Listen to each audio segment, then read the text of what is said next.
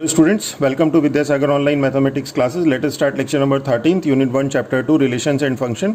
Miscellaneous exercise हम लोगों की चल रही थी. लास्ट लेक्चर में हम लोगों ने मिसलिनियस एक्सरसाइज के क्वेश्चन नंबर 1 to 5 किए थे. आज हम लोग क्वेश्चन नंबर 6 ऑनवर्ड करेंगे. इसी के कंटिन्यूशन में लेक्चर क्वेश्चन नंबर 6 हम लोग करते हैं. तो क्वेश्चन नंबर 6 कहता है कि let f is equal to function की फॉर्म में है x कॉमा ऑर्डर्ड पेयर की फॉर्म में x comma x square upon 1 plus x square such that x belongs to r be a function from r to r means function from r to r. Real to real एक फंक्शन है और अभी तक आप लोगों के पास जो फंक्शन इस तरह से डिफाइंड होता था उसके बाद वो कहता था कि उसकी जो functional defined by means f x is equal to कि function f from r to r defined by f x is equal to इस तरह से कहता था. अब उन्होंने फंक्शन को आपको इस फॉर्म में दे दिया. तो अगर आपको याद हो तो फंक्शन हमेशा जो है इस फॉर्म में ही होता है, ऑर्डर्ड पेयर की फॉर्म में होता है. यहाँ पे x पहला एलिमेंट आपका x और दूसरा एलिमेंट fx या y हम उसे कहते हैं. तो यहाँ पे अगर आप ध्यान से देखें तो ये आपका fx है. fx is equal to x square upon 1 plus x square means function value of x दिए x square upon 1 plus x square. तो अब ये क्वेश्चन बन गया कि f is a function from r to r defined by fx is equal to x square upon 1 plus x square. अब हमें क्या करना है, determine the range of f. हमें रेंज निकालनी है f की.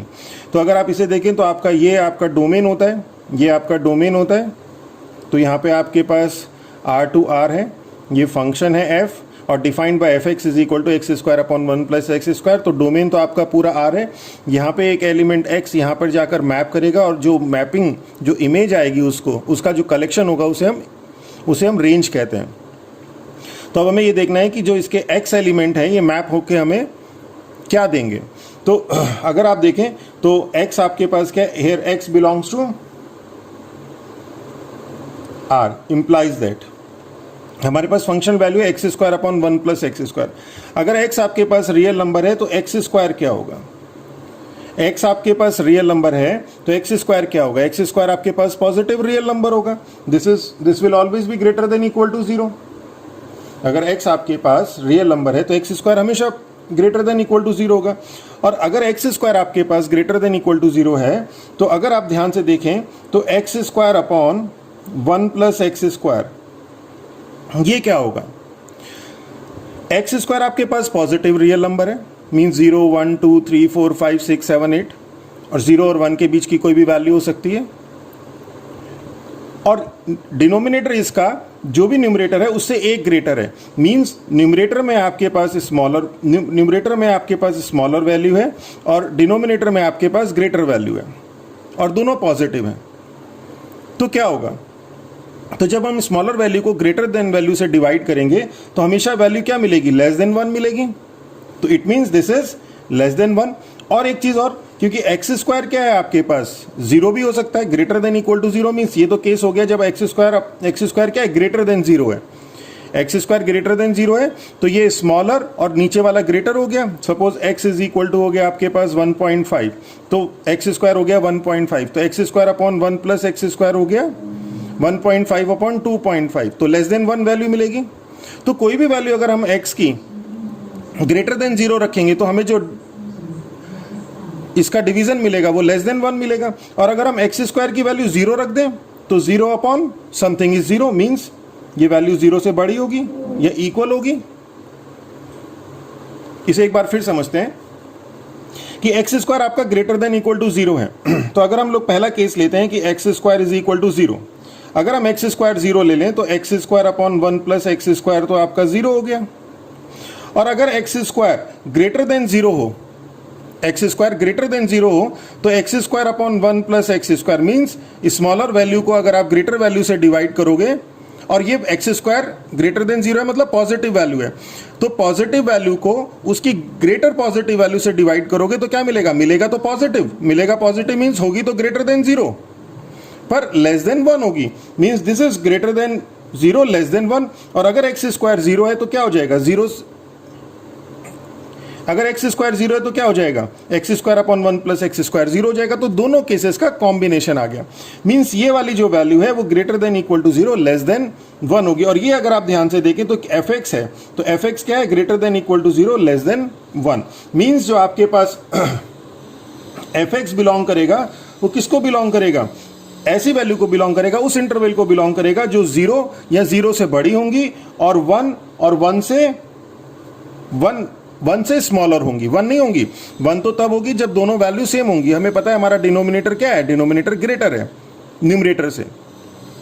ओके, तो एफ एक्स इसको बिलोंग करेगा, इस इंटरवल को बिलोंग करेगा। एफ एक्स की value greater than equal to 0 less than 1 होगी। तो इसका मतलब जो रेंज ऑफ एफ होगी, इसी का जो कलेक्शन है, रेंज ऑफ एफ जो है आपके पास क्या हो जाएगा, रेंज ऑफ एफ हो जाएगा interval 0,1। Okay, now question number 7 देखते हैं। इसे एक बार फिर से देखते हैं हम लोग कि आपके पास फंक्शन था R2R, मीन्स हमारे पास डोमेन R है। अब इस डोमेन के लिए हमें देखना इमेज क्या होगी। हमने डोमेन देखा x बिलोंग्स टू R, कोई भी एक आर्बिट्रेरी एलिमेंट लिया जो कि R को बिलोंग कर रहा है, तो उसका जो स्क्वायर होगा वो हमेशा ग्रेटर देन इक्वल टू 0 होगा। अब अगर हमने दो केस लिए कि एक्स स्क्वायर अगर 0 होता है, एक्स स्क्वायर अगर 0 होता है, तो x square upon 1 plus x square आपको क्या मिलता है, 0 मिलता है। और अगर एक्स स्क्वायर ग्रेटर देन 0 होगा तो x square upon 1 plus x square greater then 0 less than 1 होगा। इन दोनों कंडीशन को अगर हम लोग मर्ज कर दें तो x square upon 1 plus x square greater than equal to 0 less than 1 हो गया। वही हमने यहाँ पे लिखा, means f x greater than equal to 0 less than 1 हो गया। मीन्स रेंज ऑफ एफ क्या हो गई, 0,1, और ये क्लोज्ड ओपन इंटरवल 0,1 है। नाउ क्वेश्चन नंबर, बहुत अच्छा क्वेश्चन है ये। नाउ नेक्स्ट क्वेश्चन चलते हैं कि एफ एंड जी दो फंक्शन है from R to R, be defined by respectively f x is equal to x plus 1, f x दिया है एक्स प्लस 1 और जी एक्स दिया है 2x minus 3। Find f plus g, f minus g, f upon g. Basically f plus g x हम लोगों को निकालना है यहाँ पे। अगर हम सिर्फ एफ प्लस जी की बात करें तो अगर आप इसका ध्यान दें तो डोमेन दोनों का, एफ और जी दोनों का डोमेन सेम है। और मैंने आपको बताया था कि अगर दोनों का डोमेन सेम होगा तो एफ प्लस जी का भी डोमेन क्या होगा, R टू R ही होगा। एफ प्लस जी भी क्या होगा, R टू R ही होगा। एफ प्लस जी का डोमेन R होगा, एफ माइनस जी का भी डोमेन R होगा। और एफ माइनस जी कैसे डिफाइंड होगा, f minus g is a function from R to R, f upon g is a function from R to R। Okay, दोनों का डोमेन, आप प्रीवियस लेक्चर देखिएगा उसमें मैंने ये वाले एडिशन वाला, हालांकि आपका ये वाले क्वेश्चन इस 2021 के लिए रिड्यूस सिलेबस का पार्ट है, पर वो स्टूडेंट्स जो कॉम्पिटिटिव एग्जाम्स की तैयारी करना चाहते हैं वो लोग इस क्वेश्चन को कर सकते हैं। तो हम लोगों को f प्लस जी निकालना है, तो f प्लस जी means f plus g x. Basically उसने ये पूछा है हमसे, डायरेक्टली नहीं इनडायरेक्टली उसने f प्लस जी एक्स पूछा है। तो this is f x plus g x, और एफ एक्स आपके पास x प्लस 1 है, जी एक्स आपके पास 2x माइनस 3 है, and this is equal to 3x minus 2। f minus g of x, this is f x minus g x, ये आपको बताया था। और एफ एक्स है x plus 1 minus g x है 2x minus 3, and this is equal to x plus 1 minus 2x plus 3, and this is equal to minus x plus 4। And f upon g of x, this is f x upon g x, and f x is your x plus 1 and g x is your 2x minus 3, provided आपको बताया था denominator जो है वो 0 नहीं होना चाहिए। Provided 2x minus 3 is not equal to 0, this implies x is not equal to 3/2, provided x is not equal to 3/2। Okay, now next question number 8 कि हमारे पास एक फंक्शन डिफाइन किया हुआ है कि f is equal to 1 1 2 3 0 1 minus 1 comma minus 3 be a function from z to z। z integers हैं हमारे पास। तो एज पर माई व्यू, क्योंकि आपके पास डोमेन z है और फंक्शन जब डिफाइंड होता है तो डोमेन के हर एलिमेंट के लिए होता है, तो ये इसमें से कुछ सैंपल एलिमेंट्स उसने लिए हैं। ये कुछ सैंपल एलिमेंट है, कंप्लीट फंक्शन नहीं है, ये सैंपल एलिमेंट है। कंप्लीट फंक्शन आपके पास इस तरह से है। तो एनी हाउ हम लोग इस चीज़ को डिस्कस नहीं करते हैं। तो यहाँ पे उसने दिया है हमारे पास कि ये फंक्शन डिफाइंड है 1,1, मतलब 1,1 मतलब 1 की इमेज 1 है, 2 की इमेज 3 है, 0 की इमेज -1 है, -1 की इमेज -3 है। मीन्स f ऑफ 1 1 है, f ऑफ 2 3 है, f ऑफ 0 -1 है, f ऑफ -1 -3 है। डिफाइंड बाय, और फंक्शन डिफाइन किया है f x is equal to a x plus b से। मीन्स ये सब इसको सेटिस्फाई करेंगे। मीन्स f1 जो है आपके पास 1 मिलेगा, f2 आपके पास 3 मिलेगा, f0 आपके पास -1 मिलेगा, f -1 आपके पास -3 मिलेगा। For some integer a and b determine a and b, हमें a एंड b निकालना है, हमें वो a और b की वैल्यू निकालनी है जिसके लिए f1 आपको 1 मिल जाए, f2 आपको, देखिए क्वेश्चन देखिए अब आपका क्वेश्चन कहाँ कन्वर्ट हो गया कि आपको a और b की वो वैल्यू निकालनी है जिसके लिए f1 आपके पास 1 हो जाए, f2 आपके पास 3 हो जाए, f0 आपके पास -1 हो जाए, f-1 आपके पास -3 हो जाए। तो हेयर fa आपके पास fx दिया हुआ है आपको ax प्लस b, तो f1 हम लोग अगर देखें f1 हमें दिया है 1, और अगर हम इससे निकालें f1 fx is equal to ax plus b से निकालें तो f1 हमें मिलता है a प्लस b, x की वैल्यू हमने 1 पुट कर दी तो a प्लस b, से this is your and f1 and this implies f1 हमारे पास 1 दिया हुआ है तो 1 is equal to a plus b, this is your equation number 1। इसी तरह से यहां से f2 हमें 3 दिया है, f2 इज इक्वल टू 3 दिया है, इसे एंड कर देते हैं, एंड f2 अगर हम इससे निकालें, f2 हम इससे निकालें तो f2 हमें मिलता है 2a plus b, 2a plus b, और इन दोनों को अगर हम कंबाइन कर दें, f2 की वैल्यू 3 यहाँ पे रख दें तो 3 is equal to 2a plus b, this is equation number 2। ये दोनों लीनियर इक्वेशन है, दो वेरिएबल्स हैं आपके पास, तो आप a और b की वैल्यू निकाल सकते हैं, सिंपली सब्ट्रैक्ट कर दीजिए यहाँ से, माइनस माइनस माइनस, तो this is -2 is equal to -a and this implies a is equal to 2। a is equal to 2 की वैल्यू फर्स्ट में रख दीजिए, first implies b is equal to 1 minus a, this implies b is equal to 1 minus 2 is equal to -1। तो आपके पास क्या आ गया, a is equal to 2 and b is equal to -1, और इसे हम लोग जो थर्ड और फोर्थ वैल्यू है इसमें पुट करके देख लेते हैं कि क्या ये इसको सेटिस्फाई कर रहा है। तो fx हमारे पास जो ax प्लस b था, अब ये बन जाएगा a की वैल्यू 2 है मीन्स 2x, b की वैल्यू -1 है -1।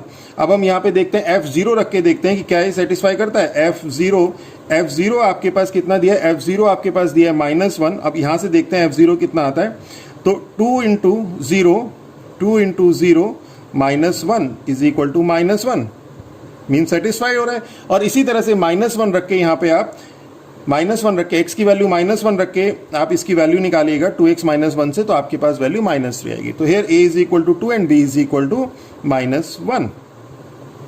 ओके, अब हम लोग क्वेश्चन नंबर 9 में, this is page number 2, question number 9 देखते हैं।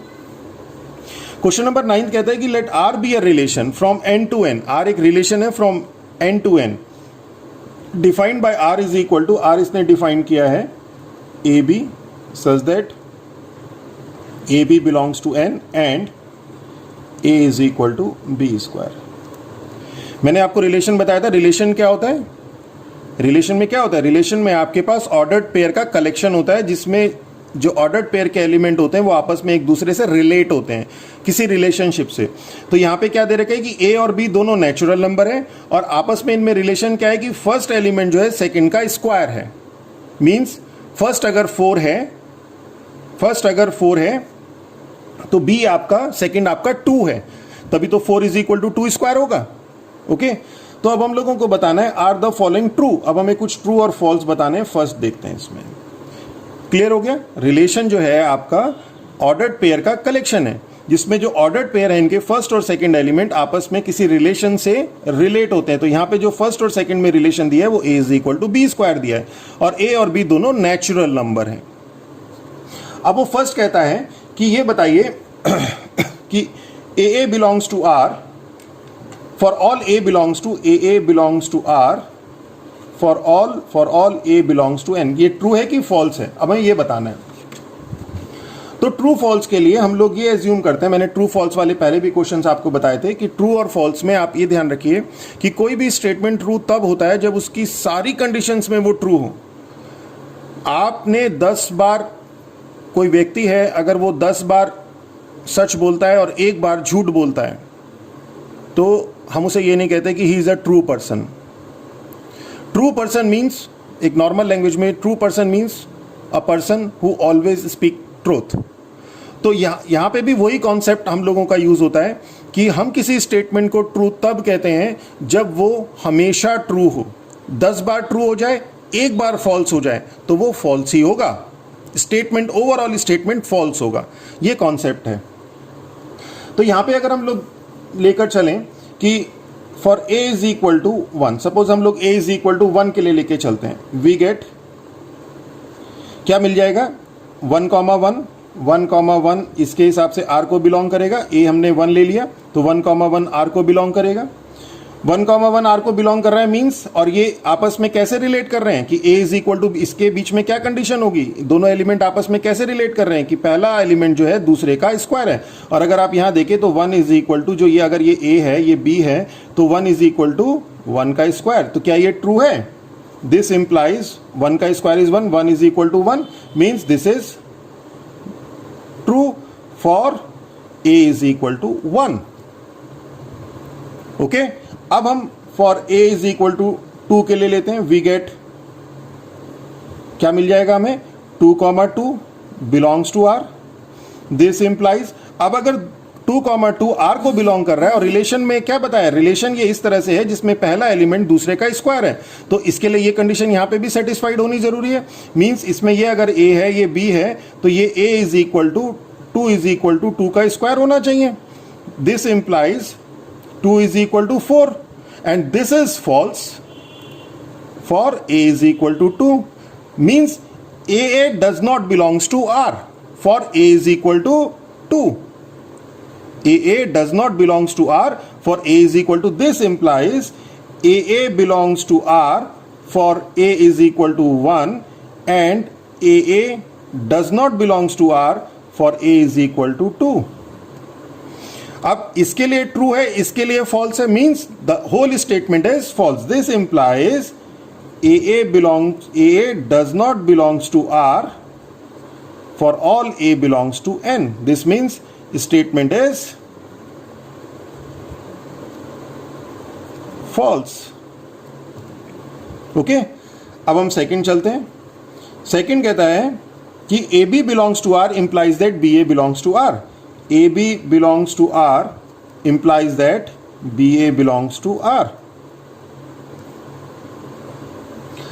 तो यहां पे मैंने देखिए आपको एक ट्रू वाला भी बता दिया, एक फॉल्स वाला भी बता दिया। अब हम लोग 1 1 के लिए तो ये ट्रू होगा, आप खुद चेक कर लीजिएगा कि 1 1 बिलोंग्स टू R मीन्स यही आ जाएगा 1 इज इक्वल टू 1 स्क्वायर। और इसी तरह से अगर हम इसको इंटरचेंज कर दें एलिमेंट्स को, इसको 1 कर दें तो आप वैसे तो दिख रहा है ये 1 1 ही, पर उस केस में ये b हो जाएगा ये a हो जाएगा तो वो ट्रू आ जाएगा। हम लोग चेक करते हैं दूसरे एलिमेंट के लिए, तो यहाँ पे हम लेते हैं a इज इक्वल टू 4 और b इज इक्वल टू 2। ये हमने क्यों लिया, क्योंकि हमारे पास जो स्टेटमेंट है कि a is equal to B square, पहला वाला दूसरे का स्क्वायर है, पहला वाला दूसरे का स्क्वायर है, तो ये परफेक्ट स्क्वायर वाले नंबर हम लोगों ने ले लिए। तो a is equal to 4 b is equal to 2 के लिए, since 4 is equal to 2 square, 4 क्या है 2 स्क्वायर है, दिस इंप्लाइज ये जो 4 कॉमा 2 है ये r को बिलोंग करेगा। a अगर हम लोग 4 रख दें, b अगर हम 2 रख दें तो 4 इज इक्वल टू 2 स्क्वायर इस कंडीशन को सेटिस्फाई करता ही है। तो अगर ये इस कंडीशन को सेटिस्फाई करता है मींस ये जो 4 कॉमा 2 है 4 कॉमा 2 इस r का एलिमेंट होगा। अब हम 2 कॉमा 4 देखते हैं, अब हम a इज इक्वल टू, अब हम 2 कॉमा 4 देखते हैं, तो फॉर 2 कॉमा 4 जो 2 है 2 इज नॉट इक्वल टू 4 का स्क्वायर, पहला वाला दूसरे का स्क्वायर तो नहीं है। अगर पहला वाला 2 का स्क्वायर नहीं है means 2 is not equal to 16। तो अगर 2 इज नॉट इक्वल टू 16 है, this implies 2 comma 4 does not belongs to R. तो हमने क्या कहा कि ये ए बी 4 कॉमा 2 तो आर को बिलोंग कर रहा है, पर 2 comma 4 does not belongs to R. This means AB belongs to R does not imply BA belongs to R. This means this implies statement is false। Third देखते हैं। अब third में हमें कहता है कि AB belongs to R, यानी कि AB belongs to R में क्या हो जाएगा, A is equal to B square है, B C belongs to R मतलब B is equal to C square है, implies that A is equal to C means A is equal to C square होगा। अगर A B square है, B C square है, तो क्या ए सी square होगा? तो इसके लिए हम लोग ए मान लेते हैं 16, बी मान लेते हैं 4 और सी मान लेते हैं 2। A is equal to B square, B is equal to C square. तो हम देखते हैं कि क्या A is equal to C square होगा? नहीं होगा, सामने दिखाई दे रहा है। इसे लिखेंगे कैसे वो देखते हैं। फॉर 16,4 ये हमारे पास ए हो गया, ये हमारे पास बी हो गया। 16 is equal to 4 square, this implies 16 is equal to 16, this implies 16,4 belongs to R. हमारे पास ए बी बिलोंग कर गया आर को, ए बी बिलोंग कर गया, ये ए हो गया, ये बी हो गया, ए बी बिलोंग कर गया आर को। अब हम फॉर 4,2 ले लेते हैं। 4 is equal to 2 square implies that 4 is equal to 4 implies that 4,2 belongs to R. ये हमारे पास बी हो गया, ये हमारे पास सी हो गया। देखिए ये बी यहाँ पे आ गया, ये सी हो गया, बिलोंग कर रहा है आर को। अब हम 16 और 2 के लिए लेकर चलते हैं। Now for 16,2 16 is not equal to 2 का square, 16 is not equal to 2 का square, this implies 16 is not equal to 4, this implies 16,2 does not belongs to R.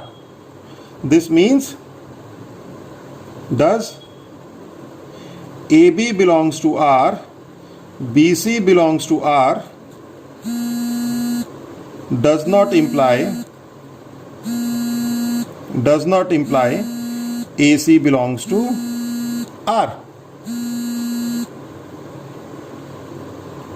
Okay, this means statement is false. Okay, now question number 10th देखते हैं हम लोग कि A हमें ये दिया है, B ये दिया है, F हम लोगों को एक, यहाँ पे F फंक्शन नहीं है। F नॉर्मली हम लोग इन जनरल हम लोग F को फंक्शन से रिप्रेजेंट करते हैं, बट यहाँ पे कहीं नहीं लिखा है कि ये फंक्शन है। हमें क्या बताना है कि F is a relation, are the following true, F is a relation from A to B, F is a function from A to B। हमें बताना है कि F जो है रिलेशन है या F आपके पास फंक्शन है। इसे हम अगले क्वेश्चन पेपर में करते हैं। ये तो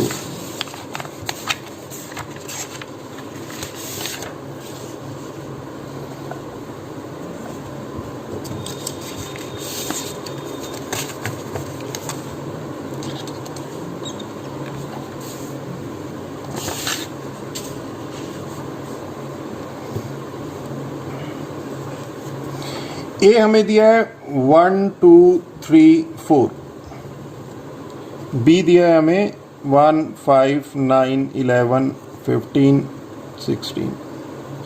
अब हमें बताना है ये एफ फंक्शन दिया है, हमें एफ दिया है 1 5 2 9 3 1 4 5 2 11। हमें बताना है एफ रिलेशन है फ्रॉम ए टू बी। तो रिलेशन के लिए क्या होता है, आपके पास ऑर्डर्ड पेयर होते हैं। रिलेशन के लिए आपके पास रिलेशन कहाँ से आती है? पहले हमारे पास अगर दो सेट्स हों तो हम उनका कार्टेशियन प्रोडक्ट करते हैं, और फिर अगर उनके जो कार्टेशियन प्रोडक्ट के एलिमेंट्स किसी रिलेशन से रिलेट करते हैं तो जब हम उनका कलेक्शन बनाते हैं तो वो हमारी रिलेशन होती है। उसी रिलेशन से हम लोग फंक्शन बनाते हैं कि अगर every element of domain give single image तो हम उसी रिलेशन को फंक्शन कह देते हैं। तो पहले हमें देखना है कि ये रिलेशन है या नहीं। तो अगर हम इसके फर्स्ट एलिमेंट को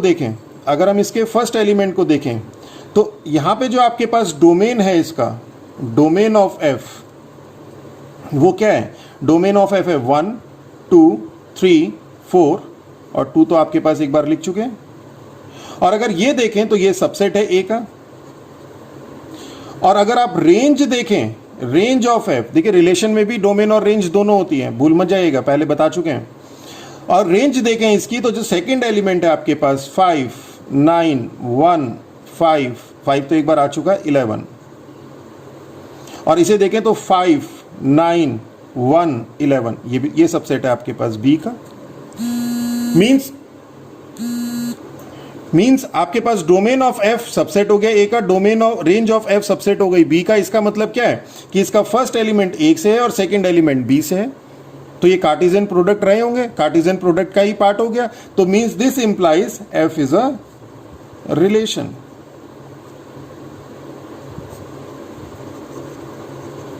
एफ क्या हो गया, रिलेशन हो गई फर्स्ट। अगर हम सेकंड की बात करें कि क्या ये फंक्शन है, हम सेकंड की बात करें कि क्या ये फंक्शन है, तो फंक्शन के लिए क्या होना चाहिए कि every element of domain have single image. तो यहां पे डोमेन 1 2 3 4 है, इन सब 1 2 3 4 की सिंगल इमेज होनी चाहिए। तो देखिए 1 की इमेज 5 है, 1 की इमेज और तो कहीं नहीं, 2 की इमेज, पहली बात तो 1 2 3 4 की इमेज है, 1 2 3 4 सबकी इमेज मिल रही है। अब 1 की इमेज सिंगल होनी चाहिए, 1 की इमेज 5 है, 1 की इमेज 2 की इमेज 9 है, 2 की इमेज 11 भी है। मींस यहां पे अगर आपके पास 2 है तो 2 की इमेज आपके पास 9 भी है और 2 की इमेज आपके पास 11 भी है। तो means this is not a function since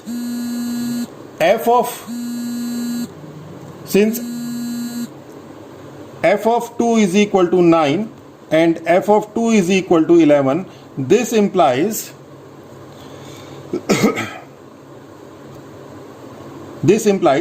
f is not a function. Okay क्यों? क्योंकि एवरी एलिमेंट की हमारे पास सिंगल इमेज नहीं मिल रही है। ओके तो this is your question number 10th।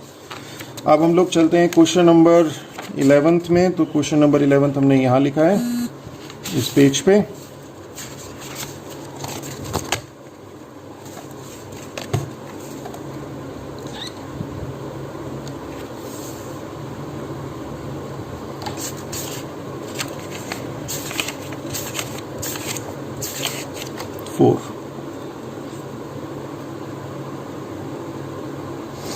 अब क्वेश्चन नंबर 11 कहता है कि let f be a subset of z cross z, defined f is equal to A B A plus B. इस तरह से एक फंक्शन उसने हमें डिफाइन किया हुआ है। Is f a function from z to z, z means integers हो गए आपके, जस्टिफाई योर आंसर। तो f एक फंक्शन दिया है from f be a subset of z cross z, f subset है z क्रॉस z का, defined by f is equal to, f दिया है इसने हमें A B comma A plus B, such that A B belongs to z।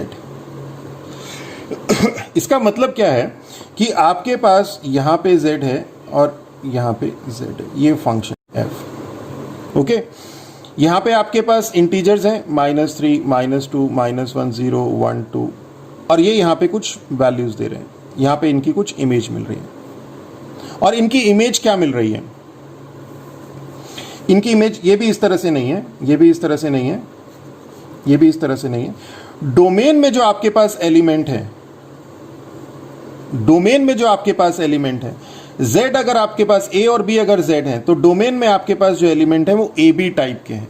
Means यहां पे आपके पास a b है और ये इमेज दे रहा है आपके पास a plus b, where a b belongs to z।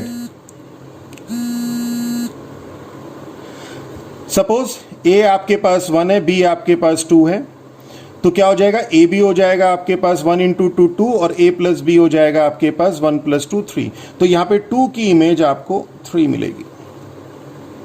Okay this is a function f। Clear?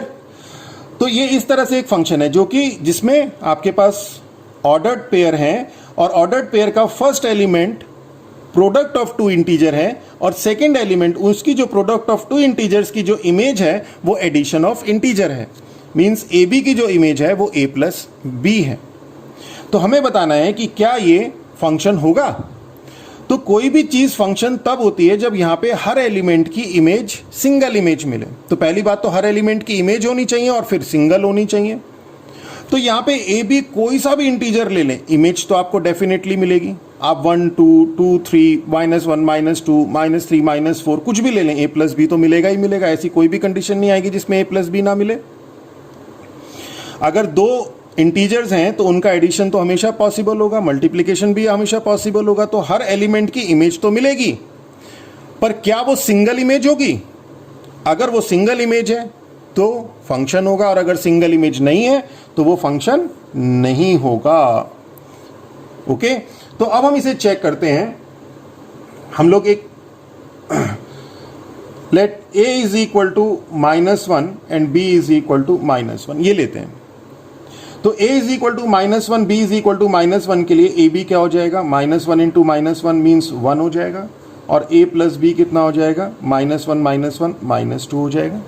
इसका मतलब क्या हुआ कि -1 इसकी 1 की इमेज आपको क्या मिल गई, -2 मिल गई। 1 की इमेज, इसे एक बार यहां पे देख लेते हैं कि 1 की इमेज आपको क्या मिल गई, -2 मिल गई। ओके, अब हम लोग let a is equal to 1 और b इज इक्वल टू 1 ले लेते हैं। तो a b हमारे पास क्या हो गया, 1, और a प्लस b क्या हो गया हमारे पास, 2। तो इसका मतलब क्या हुआ कि 1 की इमेज हमें क्या मिल गई, 2 मिल गई, यानी कि 1 की इमेज हमें 2 मिल गई। और जैसे ही एक एलिमेंट की 2 इमेज मिली तो क्या हुआ, this is not a function, कि f ऑफ 1 आपके पास -2 है और f ऑफ 1 आपके पास 2 भी है। This implies every element of domain does not have single image. This implies f is not a function. और कोई भी दो नेगेटिव वैल्यू आप ले लें, कोई भी दो नेगेटिव वैल्यू, उनका मल्टीप्लीकेशन हमेशा पॉजिटिव आएगा, और उन्हीं दोनों पॉजिटिव वैल्यू का मल्टीप्लिकेशन भी पॉजिटिव ही आएगा। मतलब अगर आपके पास दो नेगेटिव वैल्यू हैं, दो सेम नेगेटिव वैल्यू ले लीजिए, दोनों सेम पॉजिटिव वैल्यू ले लीजिए, तो ए बी हमेशा सेम होगा दोनों का, ए बी हमेशा दोनों का सेम होगा, और ए प्लस बी हमेशा दोनों का डिफरेंट होगा। कोई सी भी वैल्यू ले लीजिए, इन जनरल है। ओके, या फिर a इज इक्वल टू आप 1 ले लीजिए, b इज इक्वल टू 6 ले लीजिए, तो a प्लस बी कितना हो गया, a इंटू बी कितना हो गया, ए बी हो गया 6, और a प्लस बी कितना हो गया 7। इसी तरह से हम a इज इक्वल टू 2 और b इज इक्वल टू 3 लेकर देख लेते हैं। ये तो इन जनरल सबके लिए होगा, कुछ पॉजिटिव वैल्यू के लिए भी एप्लीकेबल ये कंडीशन सेटिस्फाई नहीं होगी, वो जैसे ये है, a 2 ले लिया, b 3 ले लिया, तो a b कितना हो गया 6 और a प्लस b कितना हो गया 5। तो इस 6 की इमेज यहाँ पे 5 मिल रही है, यहाँ पे 6 की इमेज 7 मिल रही है। तो यहां से भी आप ऐसे भी कर सकते हैं, तो कोई भी दो एलिमेंट आप दिखा दीजिए। तो this is your question number 11th। Now question number 12th कि let a is equal to this, a आपको दिया है 9, 10, 11, 12 एंड 13। f फंक्शन दिया है from a to n। a तो ये आपको सेट दे दिया, n आपका नेचुरल नंबर हो गया। Be defined by fn is equal to the highest prime factor of n। fn क्या है, हाइएस्ट, fn क्या है, highest prime factor of n। और ये n क्या है, n इसका एलिमेंट है, n इसका एलिमेंट है, fn है ना, fn क्या है, n इसका एलिमेंट है, यानी n आपके पास 9, 10, 11, 12, 13 ये है। और fn क्या है, fn इस n का हाईएस्ट प्राइम फैक्टर है, मींस पहले फैक्टर करिए और उस फैक्टर में जो हाईएस्ट प्राइम नंबर है वो वैल्यू है। मींस f9 अगर हम लोग लें तो 9 का आपके पास फैक्टर क्या आ जाएंगे, 1, 3, 3, और इसमें हाईएस्ट प्राइम फैक्टर कितना है 3, मींस f9 3 हो गया। इसी तरह से अगर हम लोग f10 ले लें, f10 कितना हो जाएगा, 10 का हो जाएगा 2, 5, 5, 1, 2, 5, 1, और इसमें हाईएस्ट प्राइम फैक्टर कितना हो गया 5। इसी तरह से f11 ले लें तो f11 11 इंटू 1, हाईएस्ट प्राइम 11 हो गया। f12 ले लें तो 12 का क्या हो जाएगा 3, 4, 2, 2, 2, 1, 3, 2, 2, 1, और हाईएस्ट प्राइम हो गया आपके पास 3। इसी तरह f13 का 13 हो गया। तो ये आपके पास वैल्यूज आ गई। तो हमें क्या बताना है, fn is equal to find the range of f। तो ये रेंज ही तो होगा, इनका जो कलेक्शन है, तो range of f is equal to 3, 5, 11, और 3 एक बार आ चुका है 13। यहां पे 9 की इमेज 3 है, यहां पे 9 की इमेज 3 है,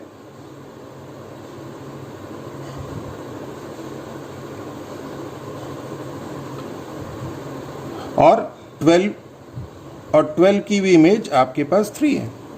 ठीक है, तो कंफ्यूज मत होइएगा। तो this is all about your question number miscellaneous exercise. और आप लोगों को अगर मेरा ये लेक्चर अच्छा लगा हो तो आप मेरे चैनल को सब्सक्राइब कीजिए शेयर कीजिए, कमेंट्स कीजिए। नोट्स की अगर आप लोगों को रिक्वायरमेंट हो तो नोट्स के लिए आप कमेंट बॉक्स में लिखिए हम लोगों को, हम कोशिश करेंगे आपको नोट्स भी प्रोवाइड कराएं। With that all, thank you.